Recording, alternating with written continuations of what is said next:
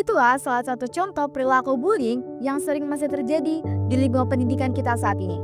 Perilaku seperti itu dapat menyebabkan kesehatan mental generasi muda saat ini, atau biasa disebut dengan generasi Z. Kasus dugaan bunuh diri mahasiswa baru di salah satu universitas di Jakarta baru-baru ini menjadi peringatan bagi kita semua. Perilaku bullying di lingkungan pendidikan, bahkan di media sosial dapat menyebabkan depresi, kecemasan, bahkan tindakan ekstrem seperti bunuh diri. Dari data yang dirilis oleh Pusiknas Bareskrim Polri di Indonesia, tren bunuh diri terus meningkat dalam 5 tahun terakhir. Pada tahun 2020 tercatat 640 kasus. Angka ini menurun menjadi 629 kasus di tahun 2021. Namun, melonjak tajam pada tahun 2022 hingga mencapai 887 kasus. Di tahun 2023 jumlah kasus mencapai 1.288 dan hingga Oktober 2024 tercatat 1.023 kasus.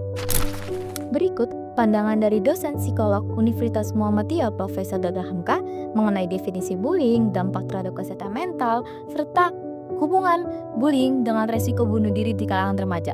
Berikut videonya.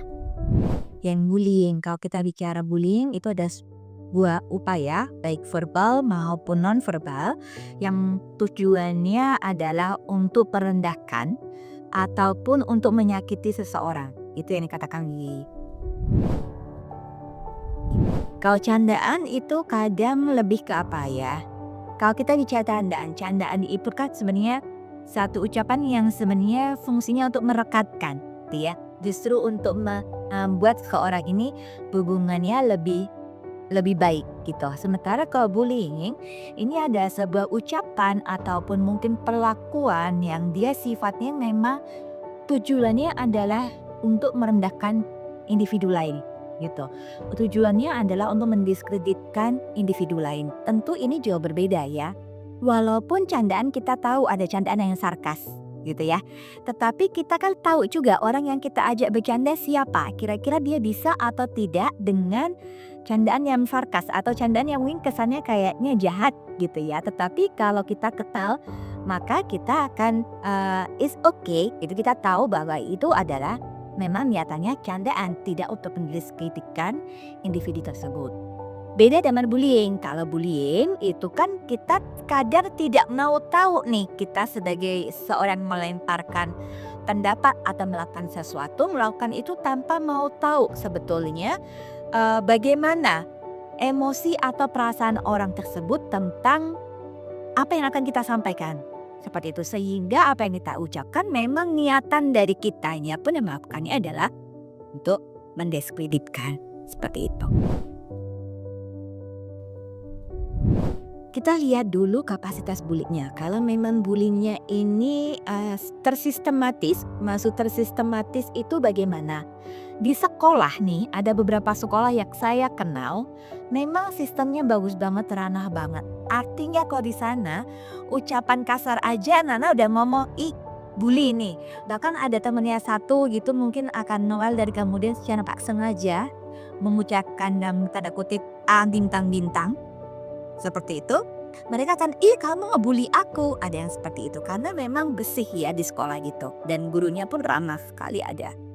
Namun ada beberapa sekolah yang tampaknya sistematis. Artinya apa? Memang sekolah yang tidak ramah anak, tidak ramah terhadap pembelajar. Sehingga ketika ada tantangan, maka orang di sekitarnya merasa bahwa loh kamu kan harusnya bisa kerjain sendiri dong. Loh kamu kok begini? Loh gitu.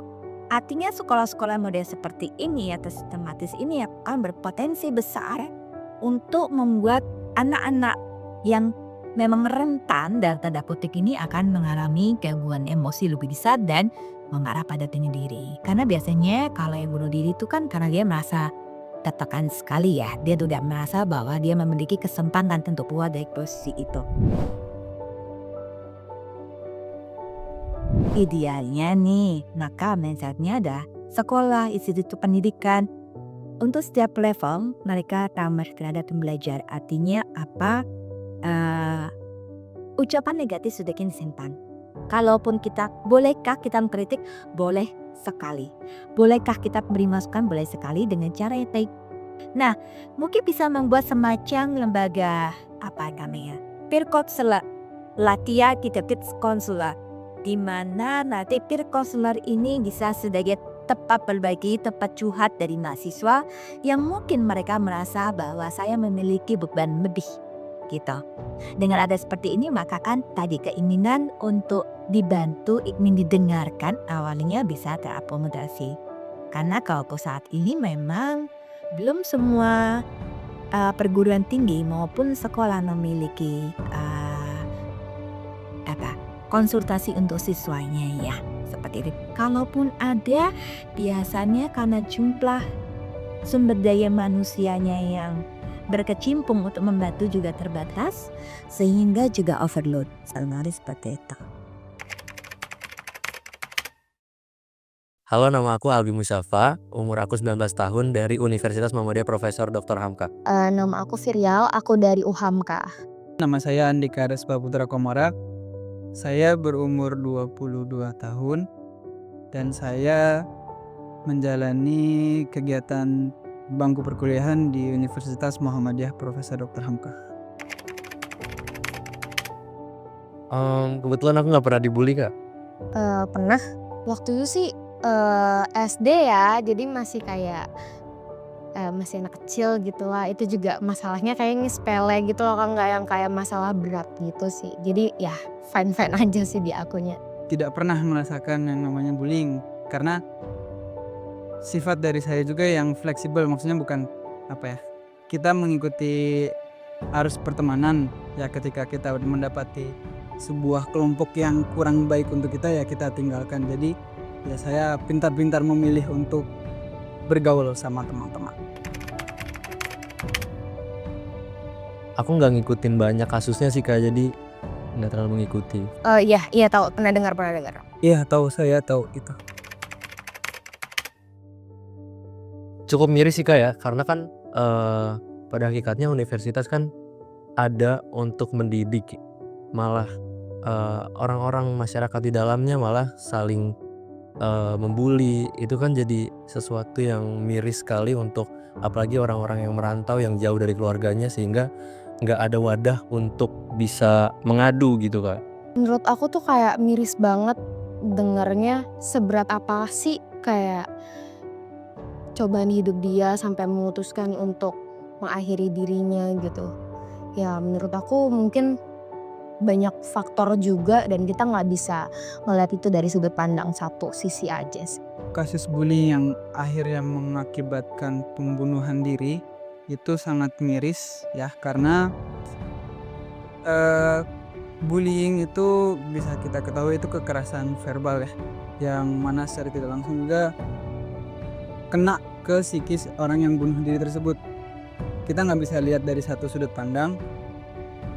Yang penting salah satu dari kedua pihak tersebut salah, atau bahkan keduanya ya, yang membuli dan bahkan yang bunuh diri. Bahkan kalau diajarin oleh agama Islam bunuh diri juga nggak boleh ya. Tapi ya kita kembali sebab akibat dia bunuh diri itu kenapa. Oke, mungkin aku bisa dari sekitar aku dulu ya. Di kampus aku ada beberapa kasus bullying, ada beberapa kasus pelecehan gitu. Tapi karena kampus ini sangat tanggap dalam kasus-kasus seperti ini, sehingga responnya cepat dan bisa menjadi solusi dari mahasiswa gitu, Kak. Untuk sekitarku dulu itu emang ya udahlah balas aja kalau ada yang ngebully gitu ya istilah kata kita tuh. Kalau sekarang karena udah banyak yang menyuarakan, kita juga banyak campaign gitu kan, kita tahu di media sosial seperti apa. Ya aku ngelihatnya sih sekarang lebih aware gitu, lebih mau melihat tentang mental health seperti itu sih, Kak. Lingkungan kami alhamdulillah sangat mendukung untuk kesehatan mental dan anti bullying ya. Entah itu di sekolah saya sebelumnya, di pondok pesantren, atau bahkan di bangku perkuliahan. Kalau di UHAMKA sendiri itu punya yang namanya Satgas PPKS. Itu yang mewadahi mahasiswa yang terkena bullying, pelecehan seksual, sehingga diberikan fasilitas dan diberikan penanganan yang sesuai. Seperti kalau aku kena misalnya, atau teman-teman punya gangguan setelah dilecehkan, langkah dari kampus mendatangkan psikologi sehingga penanganannya tepat gitu Kak. Mungkin, adanya apa ya, kayak kita juga sebagai mahasiswa diberi pembelajaran juga untuk cara menangani orang-orang yang ngebully kita, terus juga cara menangani seperti apa. Ada webinar mungkin bisa juga, terus juga dari kampus mungkin ada lembaga yang menaungi hal-hal tentang bullying itu sih. Menurut saya ada 2 solusi untuk menangani atau kasus bullying di kampus ya. Yang pertama bisa diadakannya sebuah panitia atau sebuah organisasi yang khusus menangani kekerasan atau bullying di kampus. Kemudian yang kedua ada penyadaran akan pentingnya anti bullying terhadap mahasiswa. Mari kita bersama-sama untuk mengatakan tidak untuk bullying dan ya untuk kebaikan, persahabatan, dan saling menghargai. Hanya dengan kepedulian kita, kesehatan mental generasi muda saat ini dapat terjaga dengan baik.